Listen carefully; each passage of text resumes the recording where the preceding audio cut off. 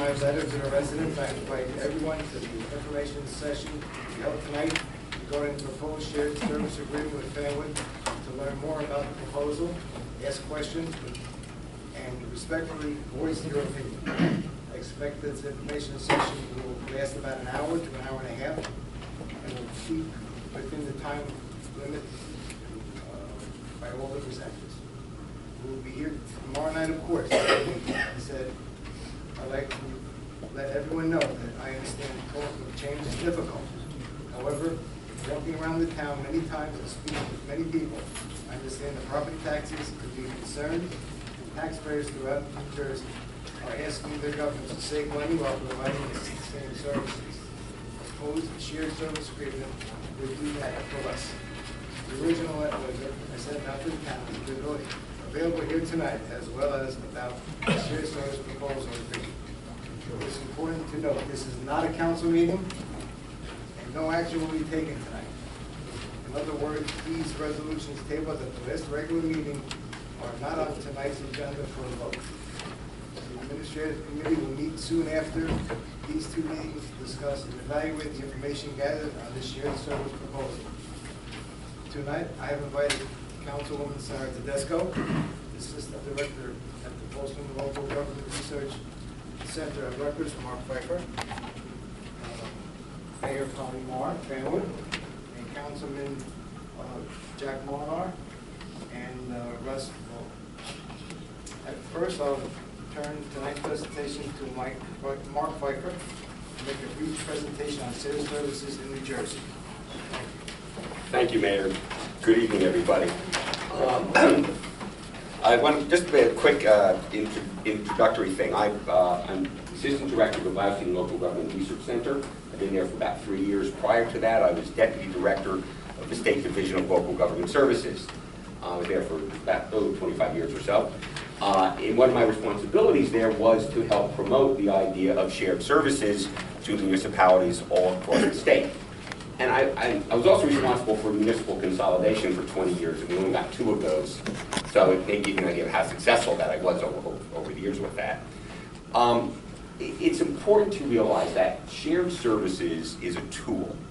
It's a tool that's available to local governments, counties, municipalities, and local authorities to take advantage of resources that other entities have, and it needs to be done in a way that is mutually beneficial to everybody.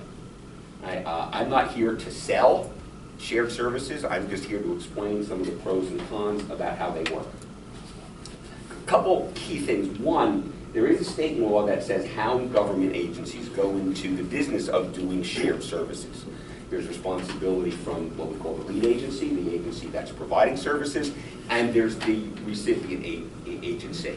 There have to be agreements. There are provisions for type of short-term, temporary types of things that don't necessarily have to be formalized. Agencies share equipment and resources all the time throughout the state. That's nothing new.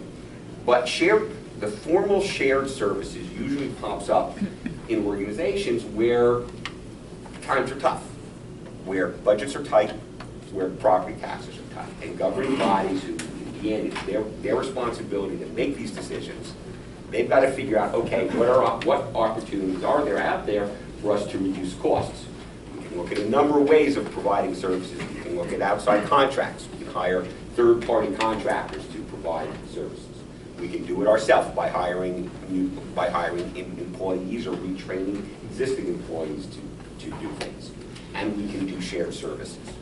Those are kind of the 3 main options that a municipality has when it figures out how it wants to provide a service.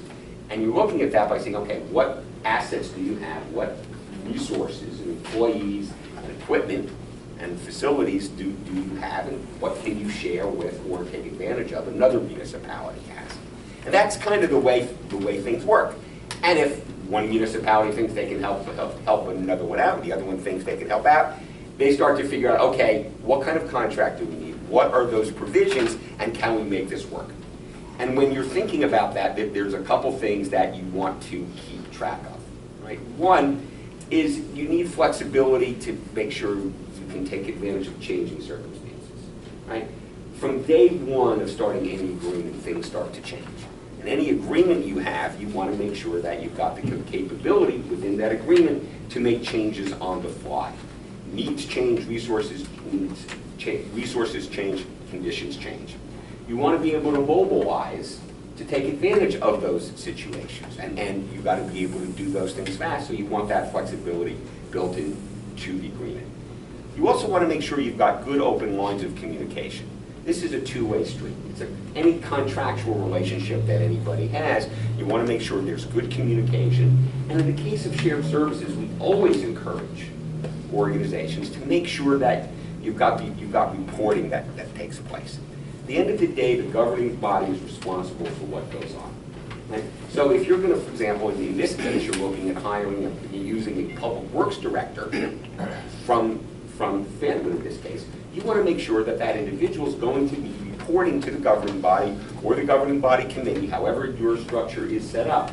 You want to make sure that there is regular reporting and open communication so everybody knows what's going on. Governing bodies, by my experience, don't like surprises.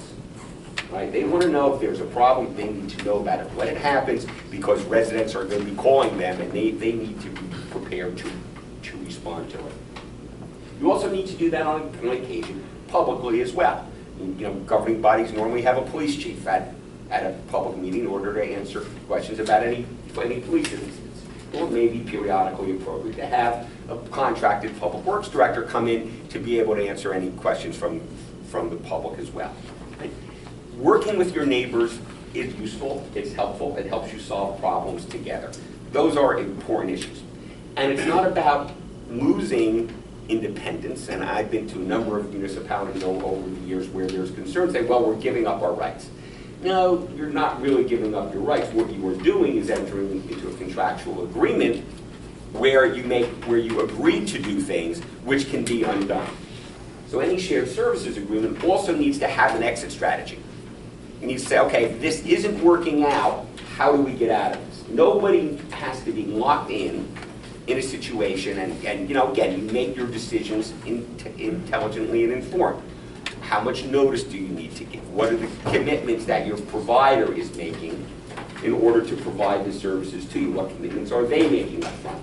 All these things need to go into an agreement that everybody thinks is fair. And there are going to be cases where shared service agreements don't work. The expectations that the parties have may not be met, and the agreement has to have a mechanism for getting out. That's why that's so important. We've never advised any municipality to go into an agreement that didn't have an exit strategy and the potential for a plan B, so you're not out of, so you have the capacity to keep providing the service in some way, depending on how much of a break there may or may not be. These are really important.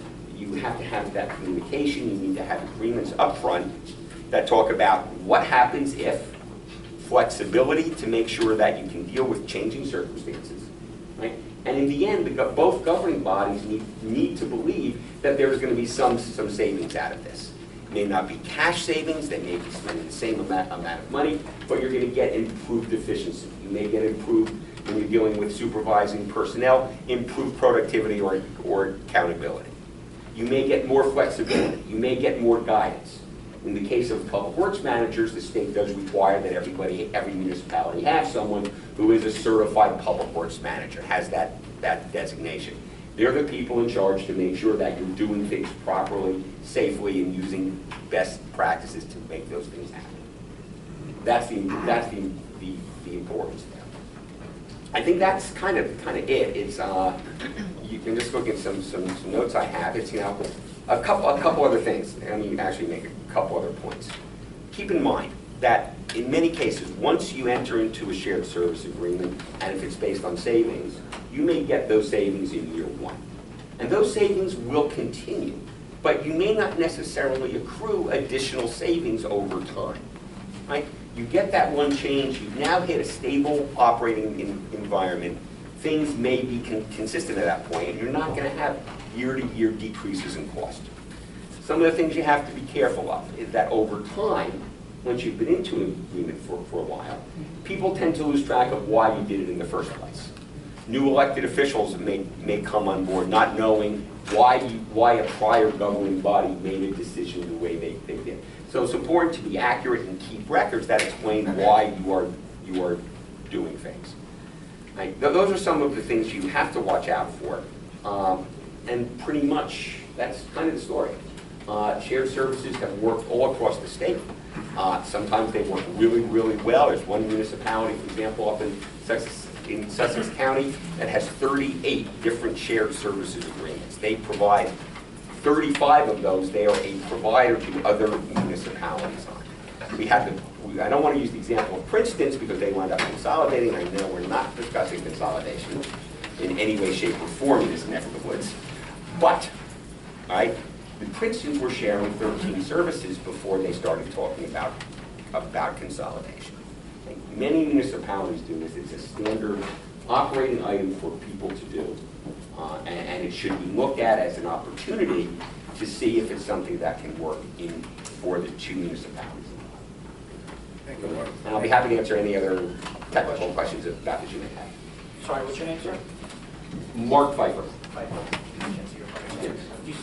Can I ask you a quick question, or are we going through the day?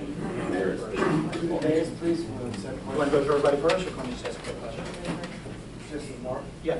Yes. You mentioned there was two instances that you had agreements between towns. What was that? Oh, those were municipal consolidations.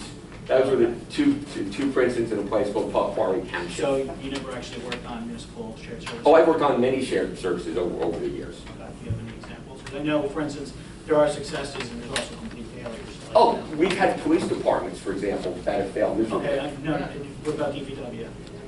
Off the top of my head, I'm not, I mean, we've looked at hundreds of agreements over the years. I can't tell you which ones have failed by name. I don't know. For instance, like Lock Harbor, the taxes doubled in 1 year. All right. Seaside Park doubled. So Lock Harbor is a very unique set of circumstances. They had a problem because of a change of state law regarding school taxes, and they've been looking for a consolidation partner, something we're not talking about here. They have a real problem because of school taxes. Their municipal government costs is like nothing. So can you talk to any successes with your DPWs that consolidated? Right off the top of my head, no, but I know that there are any number of places, and we can probably contact, your clerk administrator can probably contact the Division of Local Government Services and get some examples of municipalities that are doing it. There's an inventory that they keep on that. Okay, thank you. That's all. Now we'll move on. Next item we have Mayor Mark, Garwood, and the other representatives here. Talk about the opportunity to say. Excuse me, Mayor, could you speak a little louder? Sorry. Just ask the mayor to speak on behalf. Sure. Hi. Good evening. Good evening. My name is Colleen Marr. I am the mayor of the borough of Garwood, which is about a couple towns down from you. I am joined here tonight by 2 of our 6 councilmen. We are a borough form of government, which is what Garwood is. So I'm here with Jack Molinar and Russ Hugel. Russ Hugel is our DPW liaison. And I bring up that we're a borough form of government because the borough of Garwood, I think, is really almost a mirror image of the borough of Fanwood, which is why I think I'm here tonight. Not that I think I'm supporting the shared services agreement, to try to talk to you a little bit about why I'm here. And why, as the mayor, I feel it was important to come here to make a public statement and to hear any of your concerns, because, as I said, I believe that our 2 communities are very similar, which makes sharing a service, I think, appropriate. We're basically the same size. We are safe, quiet, stable communities that are primarily made up of single-family homes. Our municipal budgets are basically borne on the backs of the property tax owners, because Fanwood, like Garwood, does not really have a large rateable base. We don't have Route 22, we don't have any major huge employer. We're here because we understand what it's like to get squeezed by a 2% spending cap. We understand what it's like to do with less state aid and taxpayers, residents, who don't want their property taxes to go up and never want to see a service being diminished. Our DPW is a small department. We have a total of 10. We have 8 men that work in our DPW. We have 1 director, which is what we are here today to talk about, is the sharing of that DPW director, who was a former employee of the Borough of Garwood. So, you know, we took that into consideration when conversations started, because I understand, coming from a small town where people want a stable government, they like their DPW, they like knowing who's on the trucks, they have a personal relationship, whether it be with the police department, the public works, the tax collector, the business administrator. Your community is a lot like mine. So I think listening to Mark about where shared services can be successful, you have to have 2 communities that understand each other. You know, this is not a case of maybe a larger community coming in the sense that the smaller community would lose its identity. Quite the opposite. I look at this idea, this concept of being very equal partners. Our DPW handles a lot of things, and I just want to talk to you for a few minutes about what Garwood does. We have a recycling center, which is open to anybody that's within the community, within Union County. We do our roads, we do street paving, we do sidewalks. We have 2 public parks. We do our public landscaping. We do leaves. We do bulk waste. We do sewer inspections. We are fully licensed. Our DPW Director, Clint Dixon, carries all the appropriate licenses. We do custodian services to our buildings. We do brush. And we also have members of our DPW that's on our OEM team. And snow removal. I need to get snow, yeah, right? We also have done shared services in the past. You know, we have shared a tax collector with Scotch Plains. We do a lot of shared services with our Board of Education. In fact, we meet with Scotch Plains, Garwood, and the Board of Education on a regular basis. We do joint services with equipment with both the Board of Education and Scotch Plains. Our libraries between Scotch Plains and Garwood do shared services. I talk to that because I want you to understand that I understand your concerns. I've followed it. I've been paying attention to it. We've come here tonight because we really are very excited about having an opportunity to work with the Borough of Garwood. That's how we look at this. We think that because there's many similarities between the 2 communities, that if we can find some common ground, that it could be beneficial to both of us. And I also know that new ideas can cause some concern, which is why I wanted to be here along with our governing body members here to really ask any questions. I also know that services go up each year, and that as elected officials we need to be open. So when your governing body approached us to start a dialogue about sharing a DPW director, we thought I could actually relate to this because we would also like to do other shared services. And I would hope that there would be a willing community within Union County that would want to kind of work with us. We have a willing DPW director, and I think, again, underscore the fact that he knows your community because he used to work here. He knows your roads, he knows the equipment that you have, he knows most of your men that are here, he knows your administration that is here. And I just think that it's an exciting opportunity that we're here to support, and I look forward to answering any questions or any comments as the night goes on. Thank you. Question. Yes, sir. Don Mutt, 647 Myrtle Avenue, Garwood. Is your director here tonight? No, he's on vacation. Okay. So you also mentioned that you share equipment with Scotch Plains. So now we're going to also share equipment with Garwood. Let me be clear, we're talking about some of our park equipment. Some of your park equipment. Yeah, not the public works. I should clarify. We went into Field of Dreams with Scotch Plains. We have a field by Park Junior High, and we bought equipment for that field, which we jointly purchased. Does anybody know what's the cost per tax-paying household that you're trying to save this? The taxpayer? I don't think that's a question directed to me.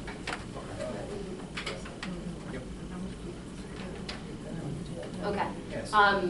Sure, I'll be happy to answer that, Mayor. Basically, to save $70,000 in operating budget equates to approximately $35 on the average home. Now, we're also talking about saving hundreds of thousands of dollars in capital items as well. So I could do the math on that for you. Basically, $200,000 in capital savings